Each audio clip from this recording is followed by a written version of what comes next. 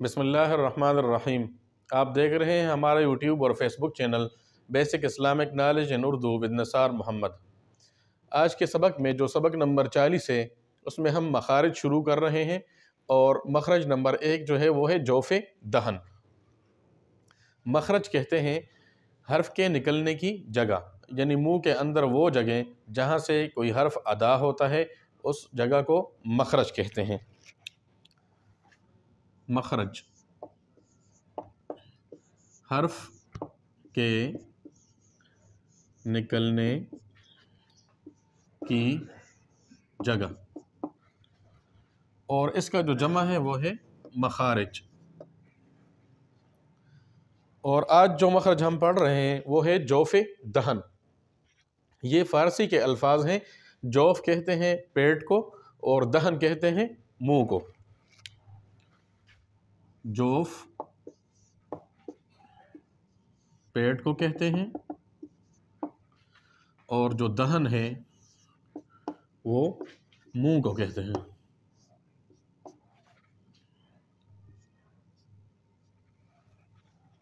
जोफ़े दहन, तो जो जोफ़े दहन है इससे हुरूफ़े मद्दा अदा होते हैं। जोफ़े दहन कहते हैं मुंह के खला को,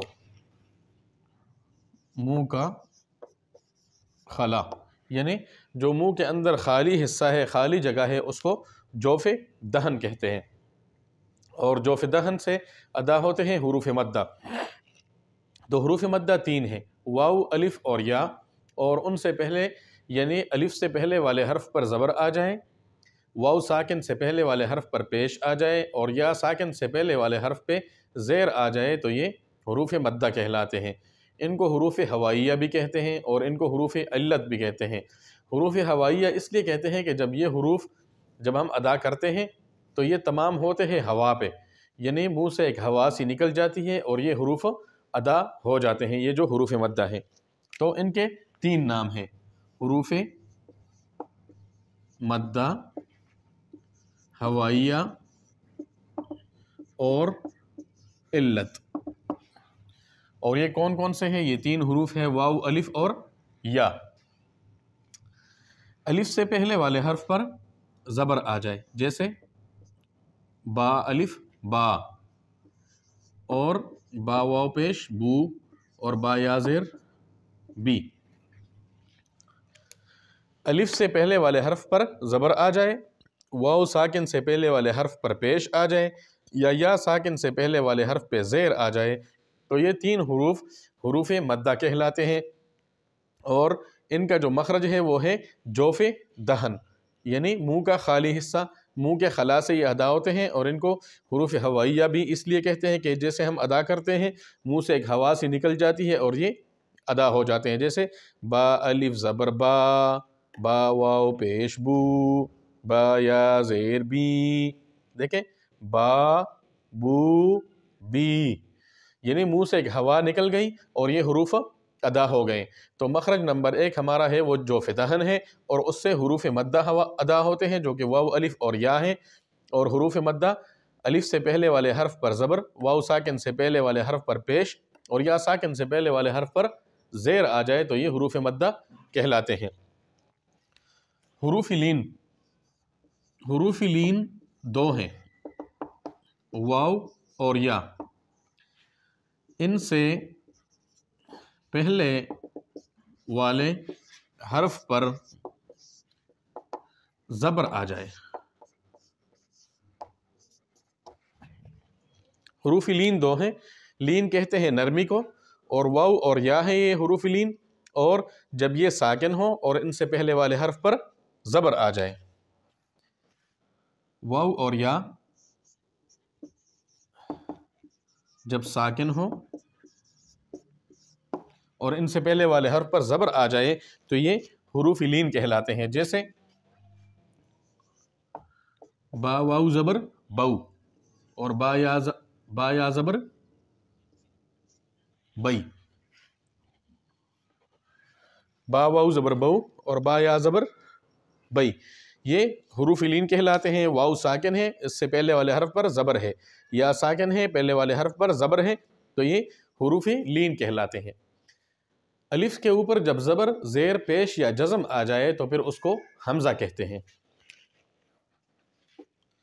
الف کے اوپر زبر، زیر، پیش یا جزم آ جائے تو پھر وہ حمزہ کہلاتا ہے۔ یعنی حروف مدہ میں جو الف ہے یہ حمزہ نہیں ہے، یہ الف ہے، کیونکہ اس کے اوپر نہ زبر ہے، نہ زیر ہے، نہ پیش ہے اور نہ جزم ہے۔ اگر الف متحرک ہو جائے یا اس کے اوپر جزم آ جائے تو پھر وہ حمزہ کہلاتا ہے، اور اگر اس کے اوپر جزم آ جائے الف کے اوپر تو پھر اس میں جھٹکا سا لگتا ہے اور وہ حمزہ کہلاتا ہے، وہ الف نہیں کہلاتا۔ تو آج کے سبق میں ہم نے پڑھا کہ مخرج اس جگہ کو کہتے ہیں جہاں سے کوئی حرف ادا ہوتا ہے، یعنی حرف کے نکلنے کی جگہ۔ جوف دہن، جوف کہتے ہیں پیٹ کو اور دہن کہتے ہیں منہ کو، یہ فارسی میں کہتے ہیں، اور جوف دہن کہتے ہیں منہ کا خلا، یعنی منہ کا خالی حصہ، منہ کے اندر خالی حصہ۔ حروف مدہ 3 ہیں، الف، واو اور یا۔ الف سے پہلے والے حرف پر زبر آ جائے، واو ساکن سے پہلے والے حرف پر پیش آ جائے اور یا ساکن سے پہلے والے حرف پر زیر آ جائے تو یہ حروف مدہ کہلاتا ہے۔ ان کو ایک الف کے برابر کھینچتے ہیں، اور ان کو حروف مدہ اس لیے کہتے ہیں کہ جب سبب مد آ جائے تو پھر ان پہ ہم مد بھی کرتے ہیں۔ ان کو حروف ہوائیہ بھی کہتے ہیں کیونکہ ان کو جب ہم ادا کرتے ہیں تو منہ سے ایک ہوا سی نکل جاتی ہے اور یہ حروف تمام ہو جاتے ہیں، ادا ہو جاتے ہیں۔ اور ان کو حروف علت بھی کہتے ہیں۔ یہ 3 نام ہیں حروف مدہ کے۔ حروف لین 2 ہیں، واو اور یا جب ساکن ہوں اور ان سے پہلے والے حرف پر زبر آ جائے، جیسے واو ساکن سے پہلے زبر، یا ساکن سے پہلے زبر، یہ حروف لین کہلاتے ہیں، اور لین کہتے ہیں نرمی کو۔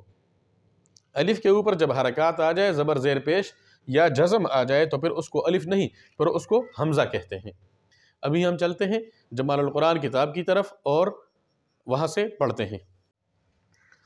چوتھا لمعہ، یعنی چوتھا سبق لمعہ کہتے ہیں چمک کو، سبق کو۔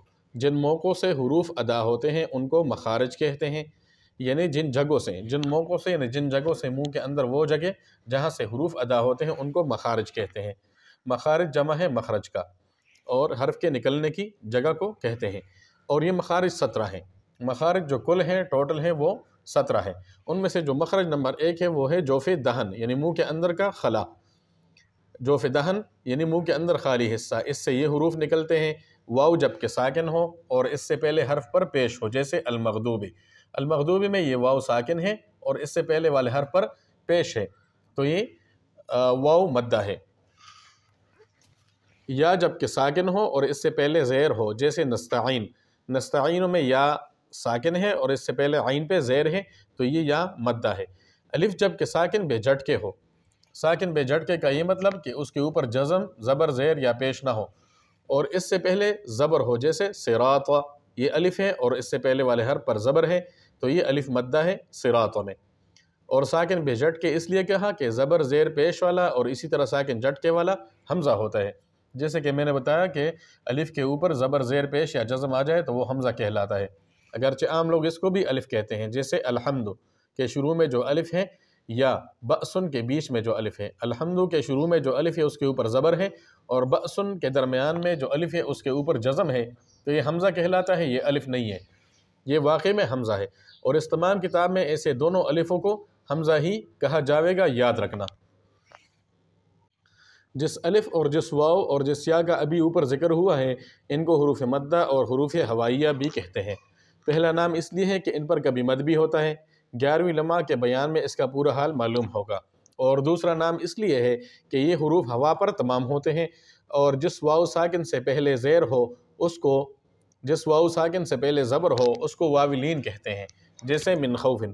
من خوفن میں واو ساکن ہے اور اس سے پہلے والے حرف پر زبر ہے، خوف، تو یہ خوفن میں جو واو ہے یہ واو لین ہے۔ اور جس یا کے ساکن سے پہلے زبر ہو اس کو یا لین کہتے ہیں، جیسے والصیف۔